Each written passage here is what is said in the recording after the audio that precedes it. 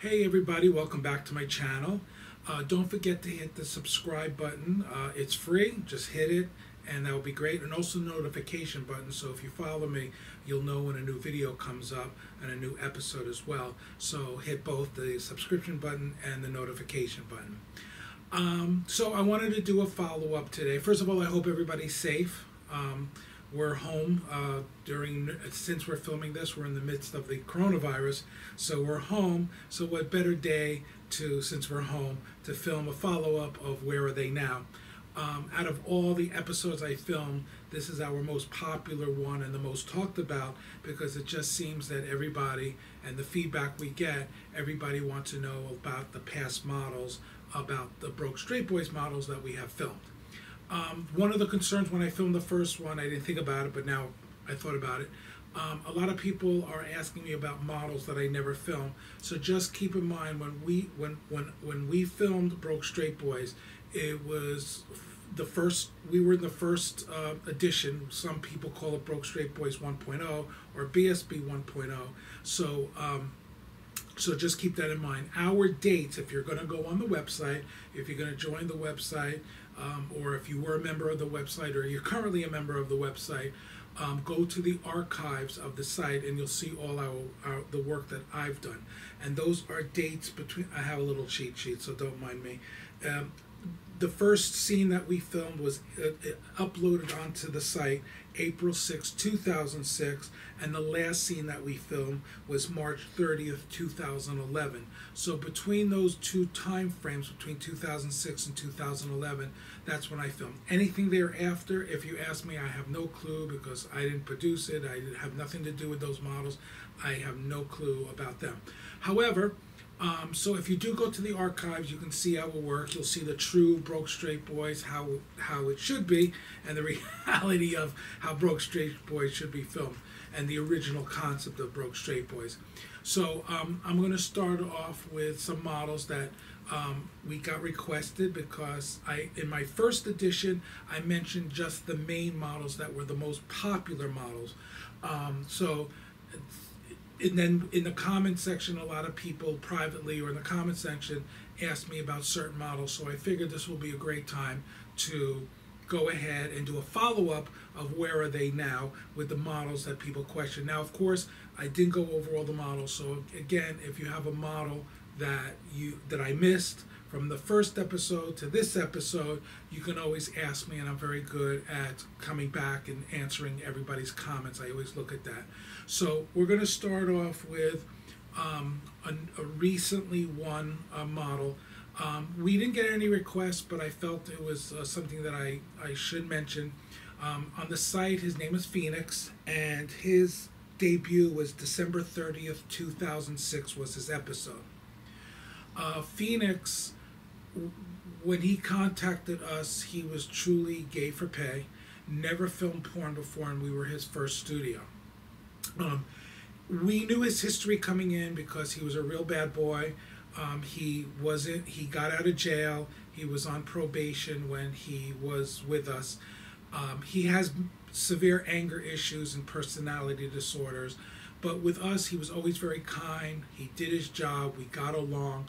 But apparently, he escorted, because he was generally a broke straight boy, or just a guy that was straight but broke, so he escorted for extra money. So he was known to beat up his sugar daddies, things like that. But again, with us, he was always very nice and polite, and we always treated him well.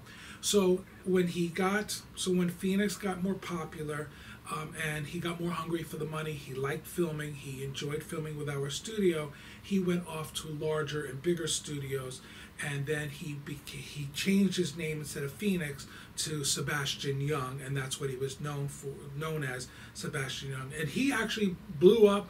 He became a huge porn star. He filmed in a lot of videos, and he was on a lot with the big studios with online presence.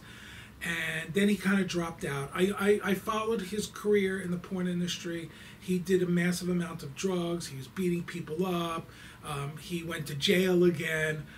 He was just a disaster.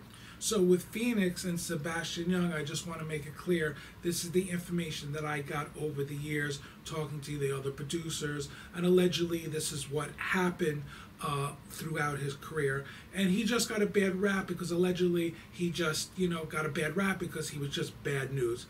And then no one heard anything from him. He had a girlfriend, he had a baby with the girl.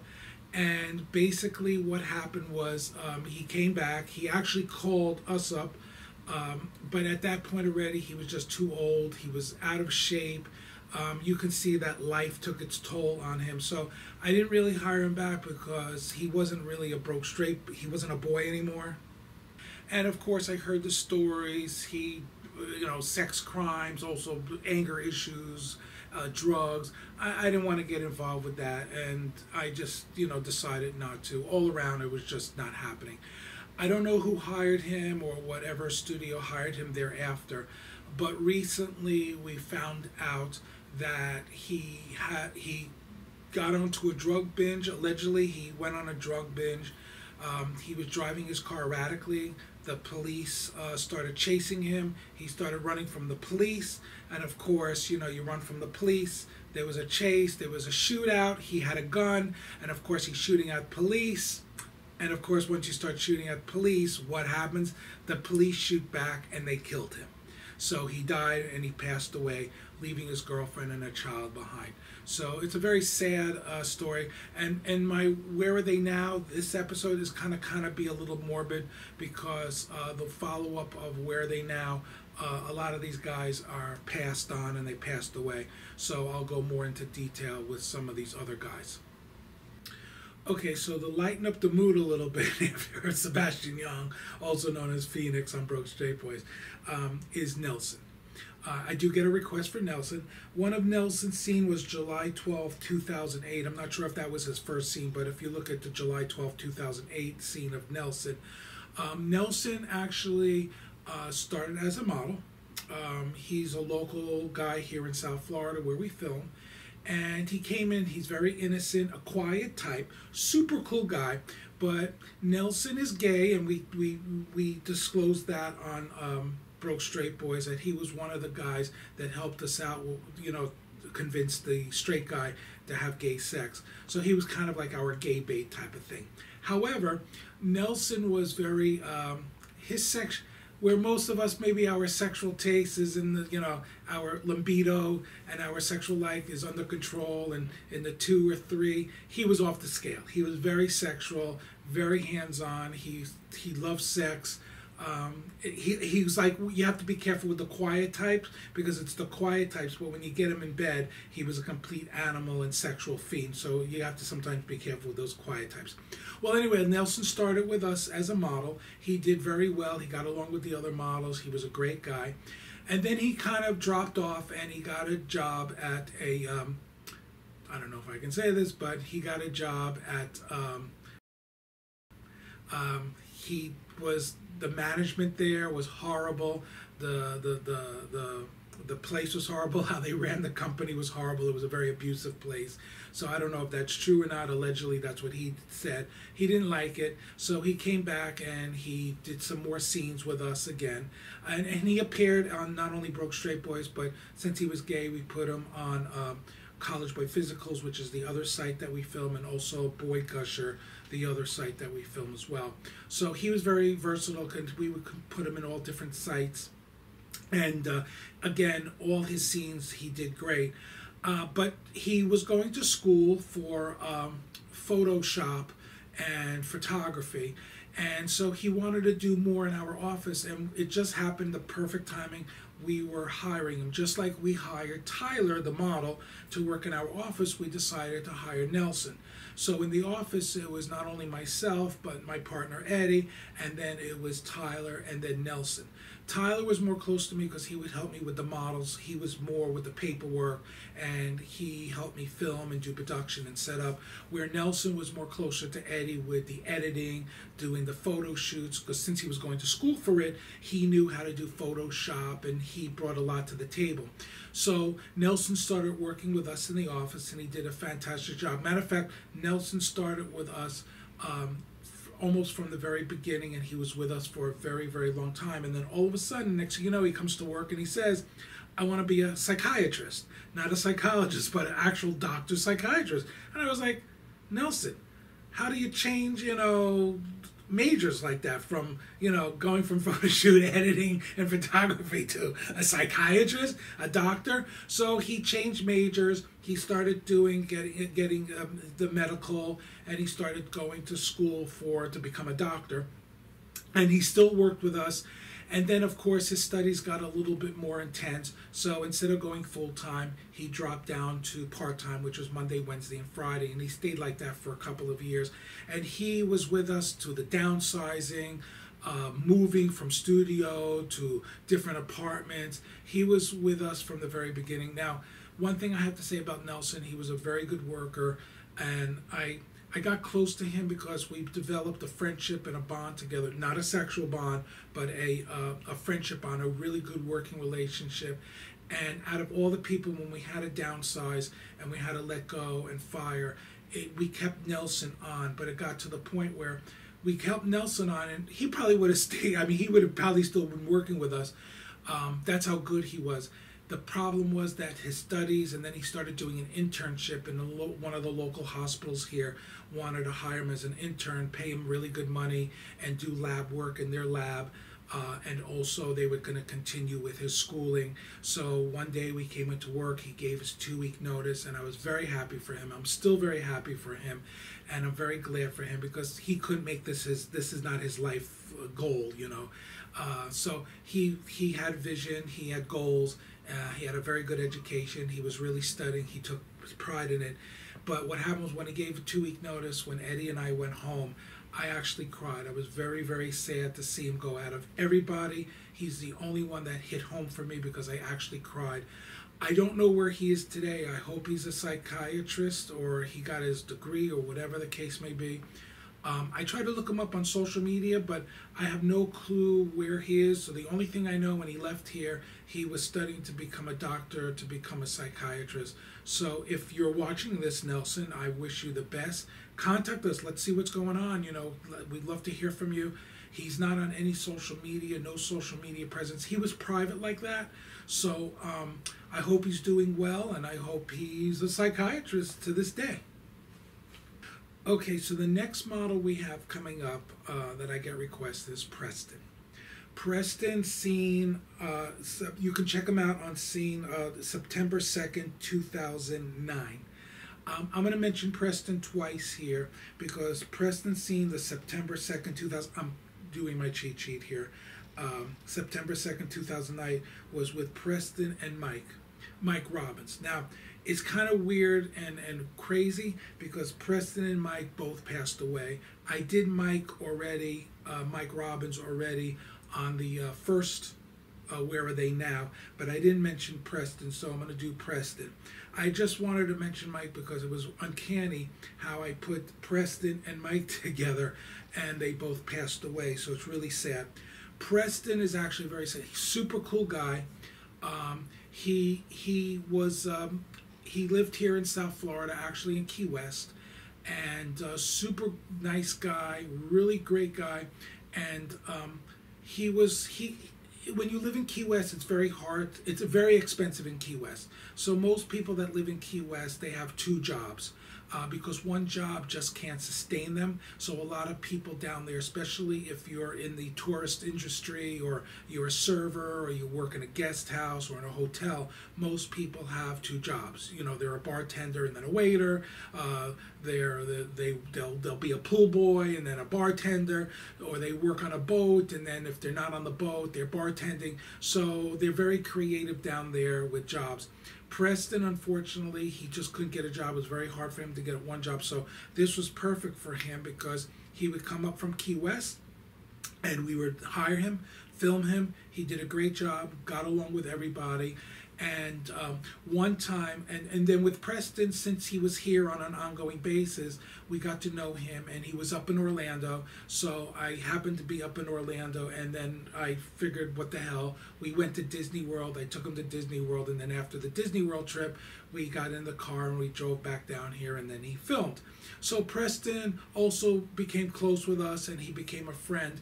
And out of the blue, Preston's girlfriend called, and then a good friend of his, another guy, called, and he committed suicide. So I said this is going to be a morbid one of where they are, but he committed suicide, and it was very sad. I didn't know anything until I got those 2 phone calls, and I thought that those phone calls, when he committed suicide, I was hoping that it wasn't for me, but he actually, in his left a suicide note, and it was very touching because the girlfriend and his close guy friend down in Key West, they were both on the phone with me, and they wanted to read the part of the suicide note that was left for me, and I was very, very touched. He thanked me for everything. He felt very comfortable here. He was very blessed, and he was very grateful for everything that I did for him. And he really felt at home. And when he was here, he didn't feel depressed. He didn't have anxiety attacks or anything. He felt very welcome with dinner and food and putting structure in his life. I just wish that he would have shared with me his issues and his problems with depression and things like that, because I would have really, really talked to him. But when he was here, he was very happy-go-lucky. And you didn't even know that he was going to commit suicide, because I'm like, this guy was a happy-go-lucky guy. He appreciated everything. He was so thankful for everything. And then I guess when he went back home, I don't know what happened. Maybe he saw reality of his life, and I just don't know what happened, but he committed suicide.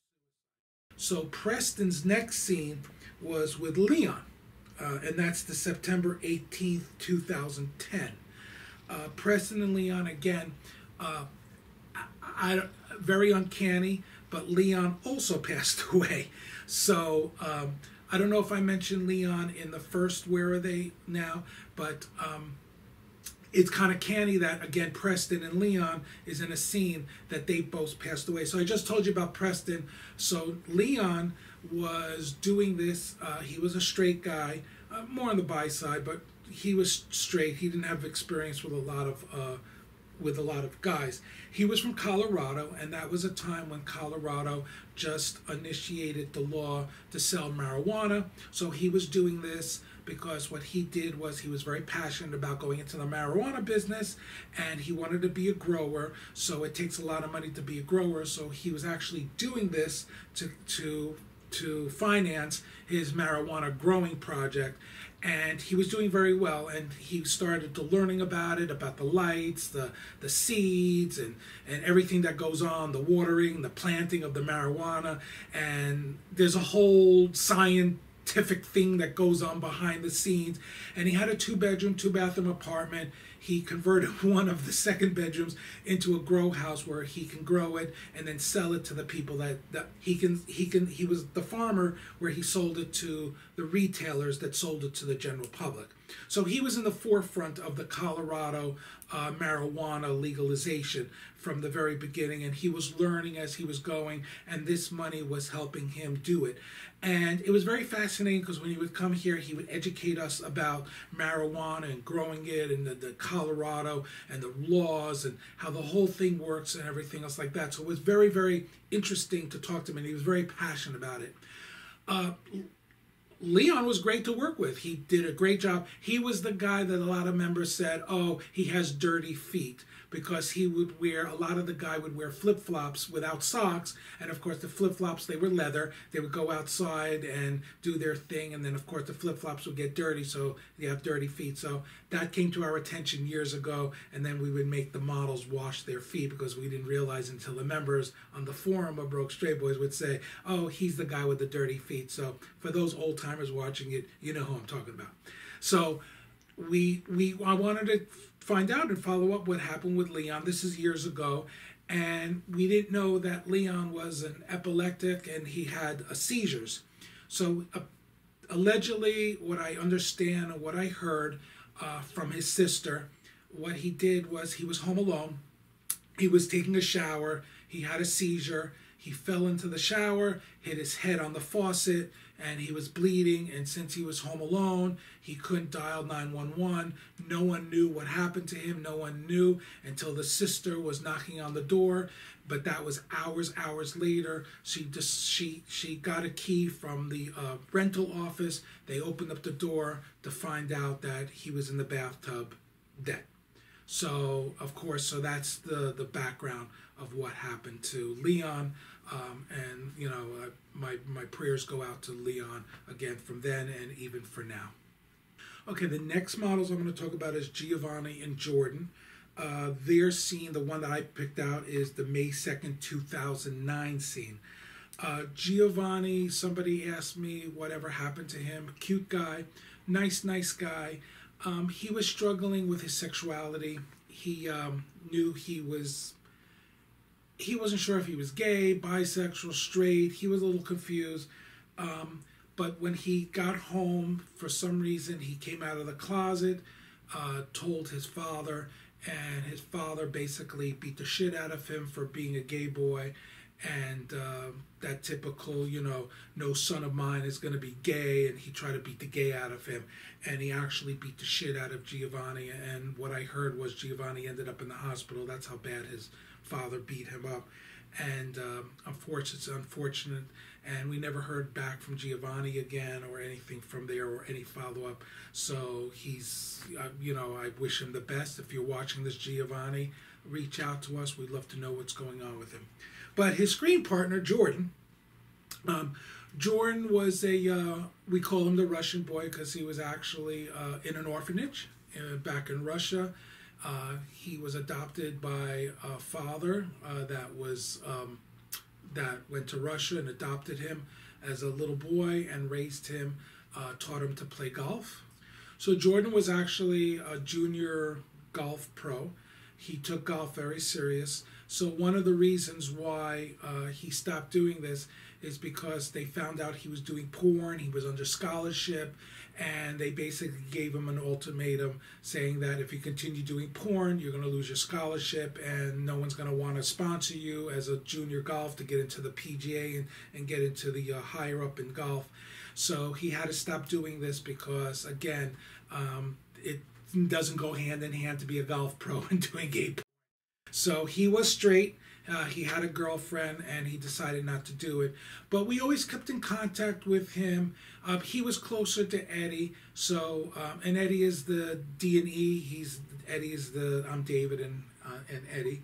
So he was closer to Eddie. Eddie always kept in touch with him. He aged very well. He looks great.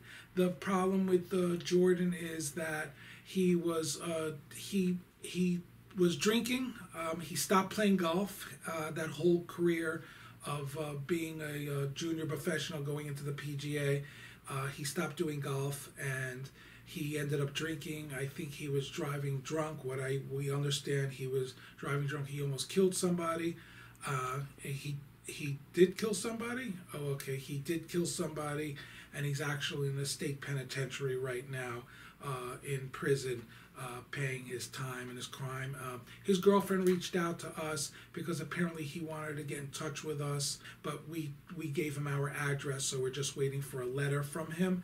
So that's what's going on with Jordan. So Jordan is in a state penitentiary right now. Okay, so the next guys that are coming up, I'm pairing them up, is the January 12th, 2011, one of our scenes that we filmed towards the end of our tenure filming Broke Straight Boys, is the Corey and John scene. Corey, a lot of people ask me about Corey, what happened to him.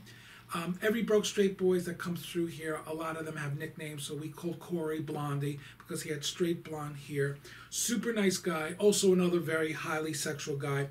He considered himself bisexual, but limited with guys. He really didn't do a lot with guys. So when he came here, he was more comfortable doing it with guys and having fun. So since he was flexible, you can see Corey not only on Broke Straight Boys, but he was also on College Boy Physicals. And I'm not sure if he was on Boy Gusher or not. But anyway, you can check him out definitely on Broke Straight Boys and College Boy Physicals because we kind of flip-flopped him on the two sides. Blondie's super nice. When he wasn't filming porn, the grandfather and the grandmother had a landscaping business. He lived in the southern states, so it was a very good year-round business for doing landscaping. And the grandfather just didn't do landscaping, but it was a very big landscaping company because the grandfather also fixed tools for other, like lawn mowers and chainsaws and all that other good stuff that goes along with landscaping. So he would fix it, and Corey would help the grandfather, and the grandfather taught him how to fix lawnmowers, and he would do landscaping for the grandfather. But to pick up extra money, he did this. He had fun. It was an escape because when he went back home, he lived a straight life, and then here he can feel more comfortable doing his thing, and he felt more natural here. So that's why he came down here. What happened was he stopped doing it because the grandfather passed away. The grandmother at the time was still living. And so Corey basically took over the business of his grandfather because it was a thriving business, and he knew the business, and the grandmother would do the bookkeeping and the accounting for the business. So Corey he was like the apprentice type of thing. So he already knew. So he took over. There was a crew already in place. So he took over the business, and since he took over the business, he really didn't have time to do this anymore. And I try to look up again Corey on social media, and again, no social media. He was like that too. He was another one. He wasn't big with social media. So again, if you're watching this, if it happens across your path, we wish you the best. Nice guy. I hope he reaches out to us because we really like Corey, and I like to see what he looks like today and how he matured. He's probably now in his, I would say, in his late 20s, early 30s, 31, 32 at the most. I like to just see how he looks like, and I hope he's still doing the landscaping and it became a successful business, or it's still a successful business. So that's what he's doing. Corey's screen partner, though, was John, and that's that particular scene, the January 12th, 2011 scene. His screen partner was John, another guy that was very flexible. He was on Broke Straight Boys. I think he just appeared on Broke Straight Boys. John, also, he was a local guy. John was a super cool guy, easy to work with, horn dog, straight guy. Unfortunately, John wasn't drinking and driving, but he got hit by a drunk driver, and he had a major car crash, and he passed away because he wasn't drugging, he wasn't drinking. He was actually a good guy. He worked really hard. He was a waiter. He worked in a restaurant, but here in South Florida, where he lived in South Florida, it's very seasonal. So he did this to pick up some extra money because, you know, at times it's very seasonal, so you don't make the tips and the money. So he did this as for extra income. And unfortunately, he wasn't a drug addict. He wasn't a drinker. He was a straight up good guy. And of course, he was at the wrong place at the wrong time. That a drunk driver hit him and had a major car crash, and he passed away from that. Okay, so this next model has nothing to do with Broke Straight Boys, although he would have been perfect for Broke Straight Boys because he was straight, he was broke. He appeared on College Boy Physicals just recently, last year. Yeah, I'm going to say last year, or at least about 9-10 months ago, he appeared on College Boy Physicals. I'm doing a special shout out because, again, if you belong to Broke Straight Boys, you get access to College Boy Physicals for free, and if you're a member of College Boy Physicals, then you get membership of Broke Straight Boys for free. So if you're here, go to College Boy Physicals because, yeah, I get the credit, of course, for College Boy Physicals and for Broke Straight Boys. But anyway, you can join up either one and you both have access. So if you're a member of Broke Straight Boys, you can check out the model. His name is Brad Davis. It's easy to find Brad Davis. He's on several scenes. He did College Boy Physicals, and he also did Boy Gusher. But again, he would have been that quintessential Broke Straight Boy. Again, we have nicknames for everybody. He has a very deep voice. So if you watch a scene, he has a very, very bass, deep voice. So we called him Mr. Kool-Aid because he always would go, oh yeah. So we always called him Mr. Kool-Aid and joked around. When Brad was here, he was also very, very good. But again, a younger guy, troubled youth, a lot of drugs, unfortunately. He would, you know, outside of these walls, when models come here, they're on their best behavior. They feel a homey feeling. They feel accepted and wanted. We listen to them. We feed them good food. And then, of course, when they go out in the wild, I say, or out there in back home, you know, something happens to them. They go back to their routine. And, of course, his routine, he did a lot of bad deals with drugs. He screwed over a lot of girls. He met girls that were doing drugs. They were all, I don't know what the hell. He would call us up and be high as fuck and all that other good stuff. And just, he was a mess. But when he was here, at least he was maintained composure. He was super cool. He was actually here when I was going through my surgery with my foot, with my amputation foot. And we discovered he was a nurse. He was going to school for nursing, and he was a CNA. And we were like, wow, dude, you should go back doing that. He knew everything, what was going on with my foot. He helped wrap up my foot. He did wound care. We had to go to the hospital really quick for my foot. He knew everything what to do. He was like right up there. And I was like very like appreciative. So it just happens. I had to go back to the hospital for a minor surgery, one of the few surgeries after getting out of the hospital. And then while I was in the hospital, we found out that, again, he was doing drugs. He had a gun. There was a shootout with the police. It was a bad drug deal that went wrong. And we're not sure if the police killed him or the other drug dealer killed him. But we allegedly found out that it was the other drug dealer that shot him dead. So for those people that watch College Boy Physicals and you watch Brad Davis, he's no longer with us. He's the most, between him and Phoenix, Sebastian Young, those are the two recent ones. So I did tell you this was a little bit morbid of where are they now.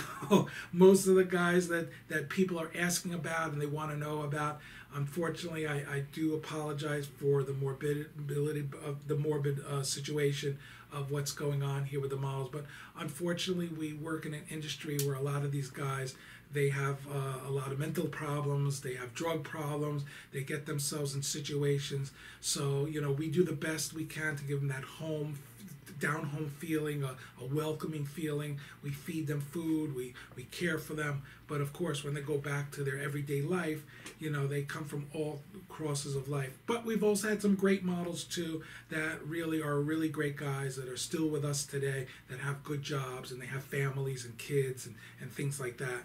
So again, if you have any particular model that you want to know about that I missed on the first episode of Where Are They Now to this episode, leave it in the comments and I'll be more than happy to tell you about them in the comments.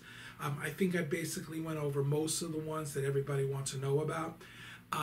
Again, leave your comments and don't be shy to leave your comments. Remember, subscribe to my channel, hit the notification button, and we'll see you again.